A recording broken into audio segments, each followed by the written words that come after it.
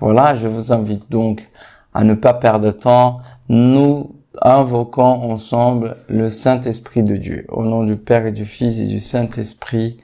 Amen. Sois le feu qui nous guérit, sois l'amour qui nous bénit. Voici mon cœur, viens déverser ta tendresse au milieu de mes faiblesses. Je n'ai plus peur. Inspire en moi, Saint-Esprit, afin que je pense ce qui est saint. Agis en moi, Saint-Esprit, afin que je fasse ce qui est saint. Attire-moi, Saint-Esprit, afin que je aime ce qui est saint. Affermis-moi, Saint-Esprit, afin que je protège ce qui est saint. Et protège-moi, Saint-Esprit, afin que je ne perde jamais ce qui est saint. Au nom du Père et du Fils et du Saint-Esprit. Amen. Voilà les amis, aujourd'hui, nous méditons ensemble l'évangile de Saint Luc, comme presque toute la semaine, mais cette fois-ci le chapitre 13, Luc 13, versets de 1 à 9. Ensemble, nous lisons. Un jour, des gens rapportèrent à Jésus l'affaire des Galiléens que Pilate avait fait massacrer, mêlant leur sang à celui des sacrifices qu'ils offraient. Jésus leur répondit, « Pensez-vous que ces Galiléens étaient de plus grands pécheurs que tous les autres Galiléens pour avoir subi un tel sort? Eh bien, je vous dis, pas du tout. Mais si vous ne vous convertissez pas, vous périrez tout de même. » Et ces 18 personnes tuées par la chute de la tour de Siloé, pensez-vous qu'elles étaient plus coupables que tous les autres habitants de Jérusalem? Eh bien, je vous dis, pas du tout. Mais si vous ne vous convertissez pas, vous périrez tous de même. Jésus disait encore cette parabole. Quelqu'un avait un figuier planté dans sa vigne. Il vint chercher du fruit sur ce figuier. Il n'en trouva pas. Il dit alors à son vigneron, « Voilà 3 ans que je viens chercher du fruit sur ce figuier et je n'en trouve pas. Coupe-le. À quoi bon le laisser épuiser le sol? » Mais le vigneron lui répondit, « Maître, laisse-le encore cette année, le temps que je bêche autour pour y mettre du fumier.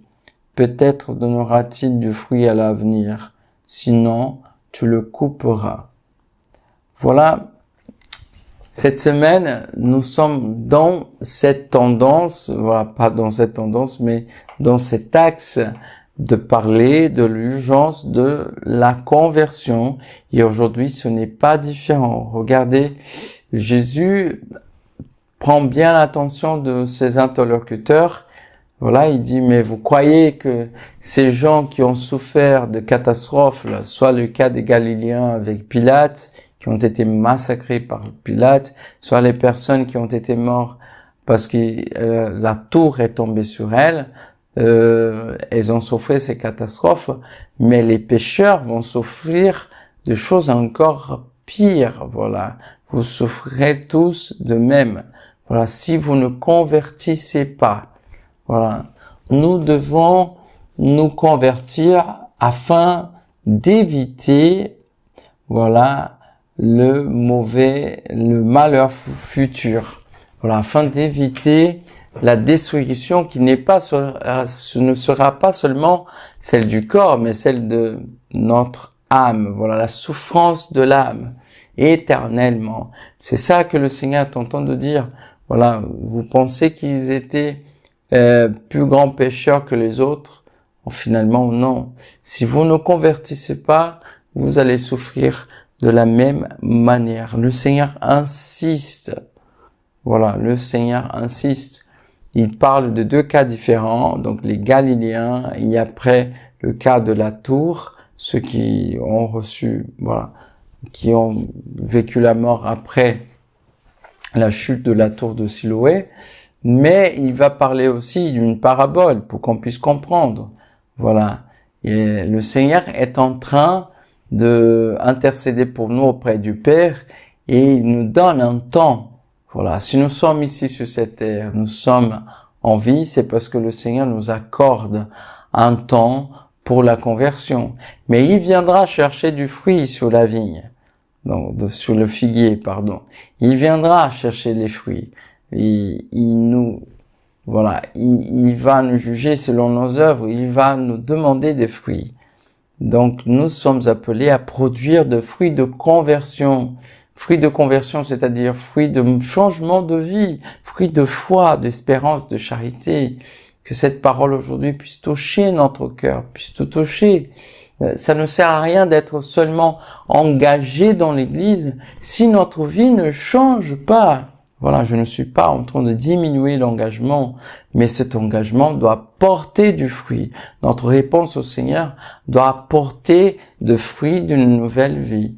Que la parole aujourd'hui puisse vraiment toucher notre cœur pour que nous puissions porter ces fruits que le Seigneur nous demande. Voilà pourquoi nous allons maintenant prier. Seigneur Tout-Puissant, nous voulons bien porter le fruit de conversion dont tu nous demandes.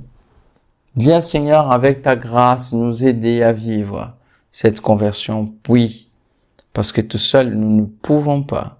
Sans toi Seigneur, nous sommes incapables de changer quoi que ce soit en nous. Voilà, le changement, la conversion, elle est ton travail, ton œuvre dans nos cœurs et dans nos âmes. Nous ne faisons que collaborer. Donne-nous donc Seigneur de collaborer à tous ceux que tu nous demandes par ta parole. Amen. Et que Dieu Tout-Puissant vous bénisse, qu'il vous donne la grâce de mettre en pratique cette parole et qu'il bénisse toute votre vie au nom du Père et du Fils et du Saint-Esprit. Amen. Voilà, nous clôturons ici nos méditations de cette semaine. J'espère que ça a pu vous aider et j'espère vous retrouver bientôt pour une nouvelle semaine de méditation de la parole du Seigneur. Que Dieu vous bénisse. À très bientôt.